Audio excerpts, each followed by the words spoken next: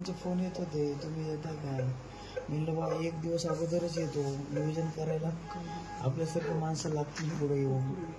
तर मग जेवण झालं नव्हतं, एक व्हेज हॉटेल बघून थांबलो भाऊ. त्या हॉटेलमध्ये थांबल्यावर 5 मिनिटात त्या विजय सिंग पंडितचा मी फोटो पाहिला आणि लगेच तिथून मी बाहेर निघालो तर अख्खा हॉटेल मला धरायला आलं, कुठे झालेत.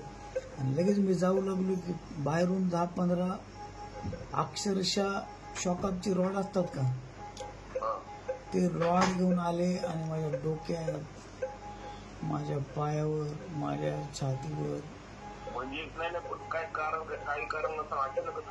काही नाही.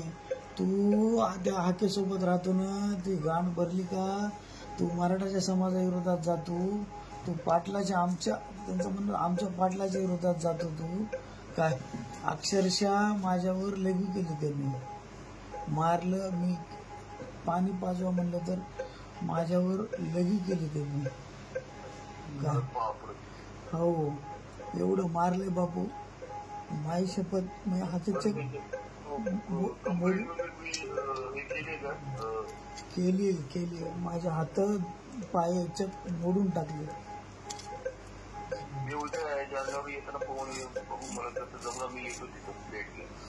हो,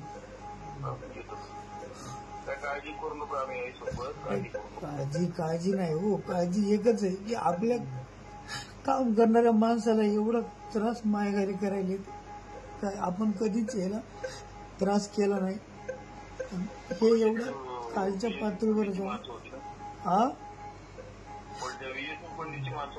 हा पंडितची माणसं होती, सगळी नाव घेऊ मारू लागली त्याच काय.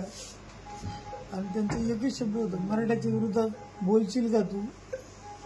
म्हणजे बोलायचं सुद्धा नाही. अक्षरशः मी त्याला म्हणलं मला जीवन ठेवू नका, मला मारून टाका म्हणलं. एवढा त्रास होत होता मला काय. आणि भया मी सोडणार नाही त्याला. मी जसं रोडवर येईल तसं माई शपथ.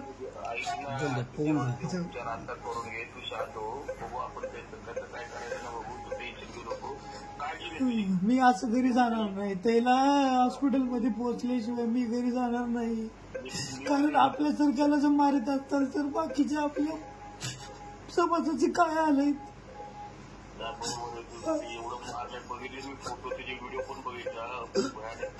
मला मारतानाचे व्हिडिओ काढले त्यांनी, त्यांच्या पाहिलं त्याच्या. आणि भया तिथं मी म्हणत होतो की मला जीव मारा, मला ठेवू नका. येत आहेत सर, निघाले.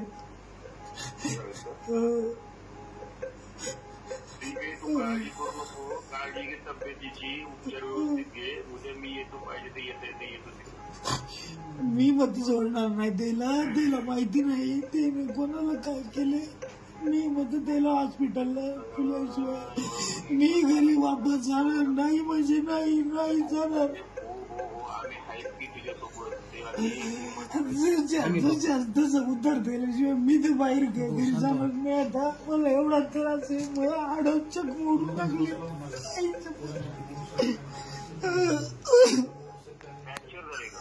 चक मोडून टाकले. दोन्ही हात दोन्ही पाय फ्रॅक्चर आहे. हा, दोन्ही हात पण पूर्ण फ्रॅक्चर आहे आणि दोन्ही पाय पण पूर्ण फ्रॅक्चर आहे. डोक्याला पण स्टिचेस पडलेले.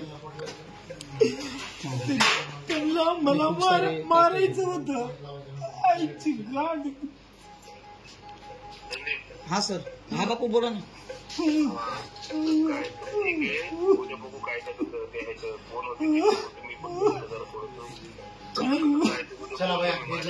चालतं बापू, मी निघतोय आता जालन्याकडे. मी माजलगाव करतो, माजलगावून इकडं